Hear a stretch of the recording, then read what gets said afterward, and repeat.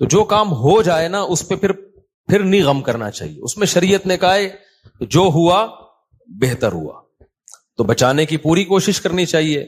لیکن موت ہو گئی تو اب اس پہ صبر کرو. اسلام میں غم منانا, سوچ سوچ کے غمگین ہونا, اس کی کوئی فضیلت نہیں ہے. اسلام میں یہ کہ خوش رہنا سیکھو. ہاں اللہ کی طرف سے کوئی غم آ رہا ہے تو ایک الگ بات ہے.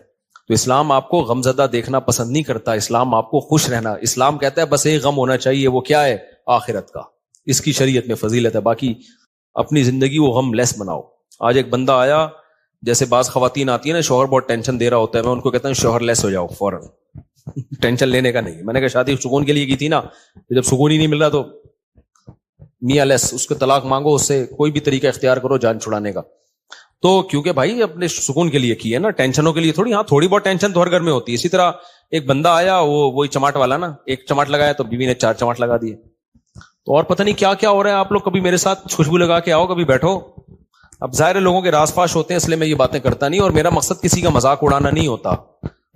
سب کے ساتھ ایسا ہو سکتا ہے, لیکن میں صرف بتا رہا ہوں کہ سوسائٹی مارکیٹ میں ہو, واٹس گوئنگ آن, مارکیٹ میں ہو کیا رہا ہے.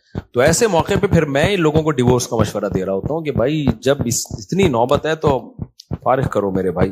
پھر صبر کا فائدہ نہیں ہے ایسے موقع پہ, کیونکہ شادی سکون کے لیے کی جاتی ہے. تھوڑی بہت ٹینشنیں ہر گھر میں ہوتی ہیں, لیکن ٹینشنوں کی بھی ایک لمٹ ہوتی ہے. کچھ بھی نہیں سن رہی, اپنے آپ کو ماتحتی نہیں سمجھ رہی ہے, تمہیں اس نے خانسامہ بنایا ہوا ہے, اس کو سمجھانے کی ایک لمٹ ہوتی ہے. 6 مہینے اماں کے گھر بٹھا دو, شاید کچھ دن کے بعد ہدایت مل جائے, پھر بھی نہیں مل رہی تو بھائی تمیز سے علیحدگی اختیار کرو. تو وجہ اس کی ہے کہ اللہ نے ہمیں غمزدہ رہنے کے لیے پیدا بولو نہیں کیا. تو اس لیے جت حد تک ممکن ہے خوش رہنے کی کوشش کیا کرو. اللہ کو غمزدہ لوگ پسند نہیں ہے, ہر وقت دکھڑے, یہ ہو رہا ہے, فلانا ہو رہا ہے, ڈمکانا ہو رہا ہے. اور اللہ کو خوش لوگ پسند ہے. ہاں دکھ صرف ایک ہونا چاہیے, وہ کیا ہے بھئی آخرت میں پتہ نہیں کیا بنے گا. اس کے علاوہ اللہ نہیں چاہتے کوئی دکھ ہو آپ کو. دوسری بات یہ کہ گھروں کے جھگڑوں کو بھی بڑھایا مت کرو. گھروں کے جھگڑوں کو, ہمارے ایک دوست تھے سفر میں, ان کا اپنی بیوی سے پھڈا ہو گیا. فون پہ طبیعت سے چل رہی ہے نا, تیری ایسی کی تیسی, وہ ادھر سے اس کو جواب آ رہا ہے, طبیعت سے پھڈا ہوا ان کا.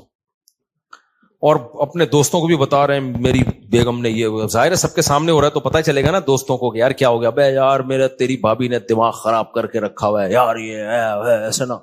آدھے گھنٹے کے بعد نارمل بیٹھے ہوئے, چائے چل رہی ہے, گپ شپ چل رہی ہے گھر میں, بیگم اور بیگم, وہ میں آ رہا ہوں پرسوں. وہ دوست نے پوچھا بے آدھے گھنٹے پہلے تو ایسا لگ رہا تھا کہ طلاق ہو جائے گی تم دونوں میں, ابھی تھوڑی دیر میں ایسا لگ رہا ہے کہ کوئی مسئلہ ہی نہیں ہے. تو اس نے کہا یار میری عادت ہے 15-20 منٹ کے بعد پھڈے کو میں بھول جاتا ہوں. فنش. واقعی یہ جن لوگوں کی عادت ہو نا وہی خوش رہ سکتے ہیں اس زمانے میں. اور جو ناک پہ مکھی بٹھا کے رکھتے ہیں نا اور دل میں لے کے بیٹھ گئے اس نے یہ کیوں بولا تھا, ابے بھائی جو بولا تھا بول دیا, ختم کر. جب سنا دیا اس نے بھی سنا دی, اس نے بھی سنا دی, ختم, قصہ ختم. چلو بھائی دوبارہ سے جیسے انجوائے کرو لائف.